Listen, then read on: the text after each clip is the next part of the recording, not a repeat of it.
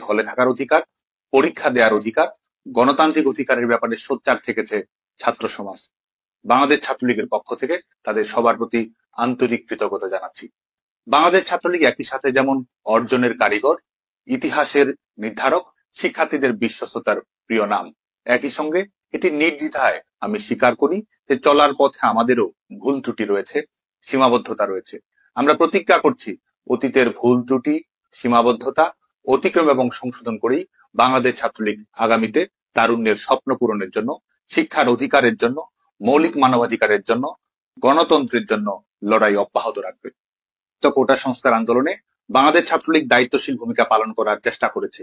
আমি জানি শিক্ষার্থীদের অনেকের মনে প্রশ্ন রয়েছে, দ্বিধা রয়েছে, সংশয় রয়েছে। একটি ছাত্র সংগঠন হিসেবে বাংলাদেশ ছাত্রলীগ শিক্ষার্থীদের প্রত্যাশার প্রতিনিধিত্ব করার চেষ্টা করেছে। কোটা সংস্কারের দাবিতে আমরা মিছিল করেছি, সমাবেশ করেছি, প্রেস কনফারেন্সে আমাদের বক্তব্য তুলে ধরেছি। শুধু তাই নয়, কোটা সমস্যার একটি যৌক্তিক, অন্তর্ভুক্তিমূলক, আধুনিক এবং টেকসই সমাধান করার জন্য আমরা ডোর টু ডোর ক্যাম্পেইন চালু করা, বিশেষজ্ঞদের মতামত সংগ্রহ করা এবং শিক্ষার্থীরা কোটা সংস্কার নিয়ে কি ভাবছে সেই প্রত্যাশাগুলোর রূপায়ণ ঘটানোর চেষ্টা করেছি। শুধু তাই নয়, সংশ্লিষ্ট সকল মন্ত্রণালয়, অ্যাটর্নি জেনারেল অফিস, আইনি পদক্ষেপ প্রত্যেকটি ক্ষেত্রেই বাংলাদেশ ছাত্রলীগ সম্পৃক্ত থেকেছে, যাতে করে শিক্ষার্থীদের সমস্যার একটি যুগোপযোগী, আধুনিক এবং স্মার্ট সমাধান তৈরি করা সম্ভব হয়। এবং সেই পরিপ্রেক্ষিতেই বাংলাদেশ ছাত্রলীগের আন্দোলনের ধারাবাহিকতা, সরকারের কাছে ছাত্র সমাজের বক্তব্য তুলে ধরা এবং আইনি পদক্ষেপের মাধ্যমে এই সমস্যার সমাধানের একটি যৌক্তিক পথ উন্মুক্ত হয়েছিল হাইকোর্টের রায়ের উপরে স্টে অর্ডার প্রদান করার মাধ্যমে।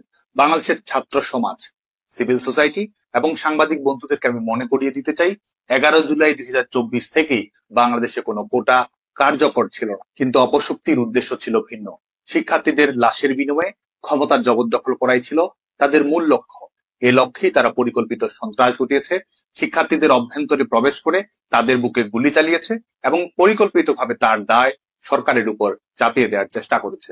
অথচ দুর্ভাগ্যের বিষয়, ঘাতকেরাই আজকে ক্ষমতা কুক্ষিগত করে বসে আছে। শেখ হাসিনা সরকার এই হত্যাকাণ্ডগুলোর বিচার সম্পন্ন করার জন্য স্বাধীন বিচার বিভাগের তদন্ত কমিটি গঠন করেছিল, জাতিসংঘকে তদন্ত করার আহ্বান জানিয়েছিল। অথচ আজ ক্ষমতায় আছে তারা যাদের হাতে রক্তের দাগ লেগে রয়েছে। আজকে এই ফ্যাসিস্ট খুনি সরকার খুনিদেরকে ইনডেমনিটি প্রদান করেছে। শুধুমাত্র পলিটিক্যাল গ্রুপ হিসেবে আওয়ামী লীগ, ছাত্রলীগের নেতাকর্মীরা, আইন শৃঙ্খলা রক্ষাকারী বাহিনীর সদস্যরা, ধর্মীয় পরিচয়ের কারণে ভিন্ন ধর্মাবলম্বী মানুষেরা নির্মম হত্যাকাণ্ডের শিকার হয়েছে তাদের কাছেই যারা আজকে ক্ষমতার ছড়ি ঘোরাচ্ছে।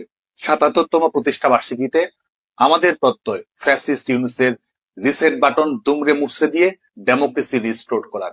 আমাদের প্রত্যয় বঙ্গবন্ধু কন্যা দেশরত্ন শেখ হাসিনার সাহসী এবং সাফল্যময় প্রত্যাবর্তন নিশ্চিত করার মাধ্যমে জনগণকে বিজয়ী করার। আমাদের প্রত্যয় জাতির পিতা বঙ্গবন্ধু শেখ মুজিবুর রহমান 1971 সালের 7ই মার্চে যেটি বলেছিলেন, জনগণের নির্বাচিত প্রতিনিধিদের কাছে ক্ষমতা হস্তান্তর করতে হবে। এটির মাধ্যমে এই অনির্বাচিত, অবৈধ, বেআইনি, অসাংবিধানিক স্বৈর শাসকের পরাজয় নিশ্চিত করা। বিদ্যমান বাস্তবতা এবং লড়াই বিবেচনায় রেখেই বাংলাদেশ ছাত্রলীগ এবারে তাদের প্রতিষ্ঠা বার্ষিকীর কর্মসূচি ঢেলে সাজিয়েছে। বাংলাদেশের সকল সাধারণ শিক্ষার্থী এবং বাংলাদেশ ছাত্রলীগের সর্বস্তরের নেতাকর্মীদের প্রতি আহ্বান থাকবে এই কর্মসূচিগুলো জোরালোভাবে পালন করার। ধানমন্ডি 32 নাম্বার এবং টুঙ্গিপাড়ায় জাতির পিতার সমাধিতে তো অবশ্যই, একই সঙ্গে আমরা যে যেখানে যে অবস্থায় আছি সেখান থেকে জাতির পিতা বঙ্গবন্ধু শেখ মুজিবুর রহমানের স্মৃতির প্রতি শ্রদ্ধাঞ্জলি নিবেদন করব। বাংলার প্রতিটি ঘর, ধানমন্ডি 32 নম্বর, এই হোক আমাদের প্রত্যয়। একই সাথে শিশু এবং শিক্ষার্থীদের সাথে নিয়ে